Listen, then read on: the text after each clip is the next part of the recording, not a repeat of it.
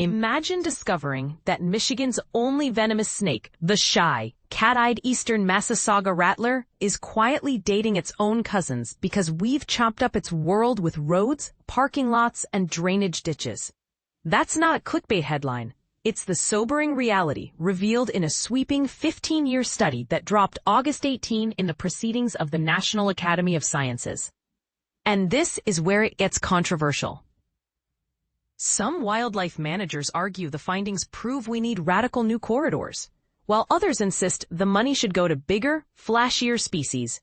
So, who's right? Let's unpack the science first. The star of this story is the eastern Massasauga rattlesnake, Cistrurus catenatus, a pint-sized pit viper no longer than a car's steering wheel.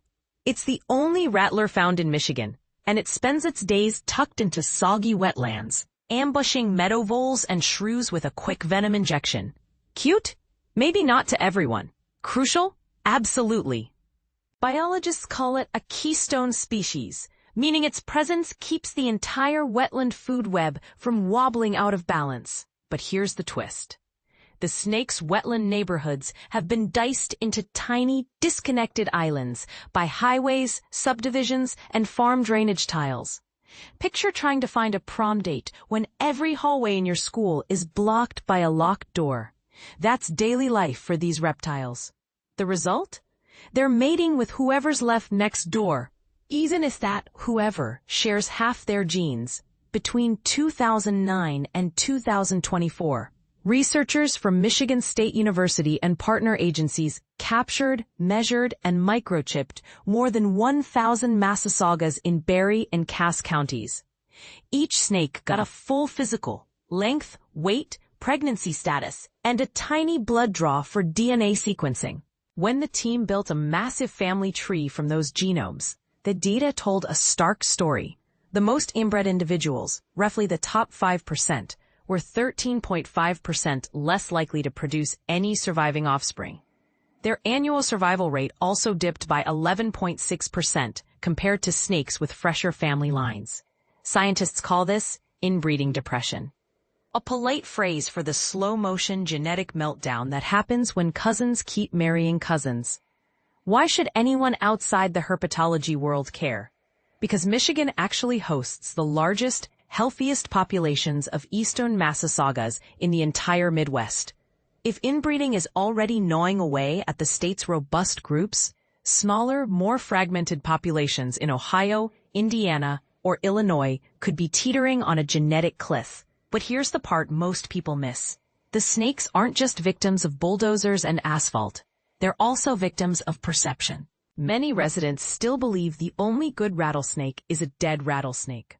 Earlier this year, an eastern Massasauga at the University of Michigan's Mathey Botanical Gardens was found bludgeoned to death, an act that could land the perpetrator a $50,000 fine and a year in federal prison under the Endangered Species Act. Weeks later, staff celebrated when another female, nicknamed Gertrude, was discovered raising a fresh brood of babies in the same gardens. One death, one birth. The species' future literally hanging in the balance of human choices. So what's the fix? Conservationists are floating bold ideas. Wildlife underpasses, think of them as reptile subway tunnels, could let snakes slither safely beneath busy roads to reach new, genetically diverse partners.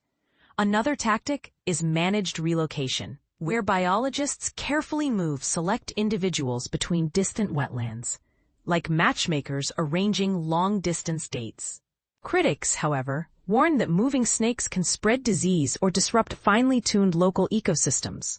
Supporters counter that doing nothing guarantees genetic stagnation. And this is where the debate heats up. Should limited conservation dollars prioritize glamorous megafauna, like wolves and bears? Or should we also bankroll tunnels and dating services for a 2-foot rattler most people will never see? Drop your take in the comments. Do you back the corridor crusaders?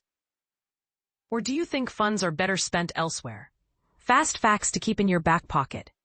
Eastern Massasaugas were granted federal threatened status in 2016.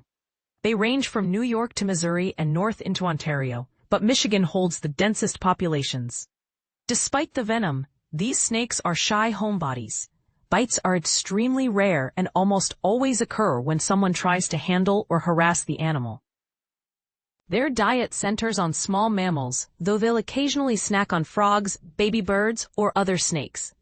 Once considered a subspecies of the western Massasauga, genetic testing in 2011 promoted them to full species status.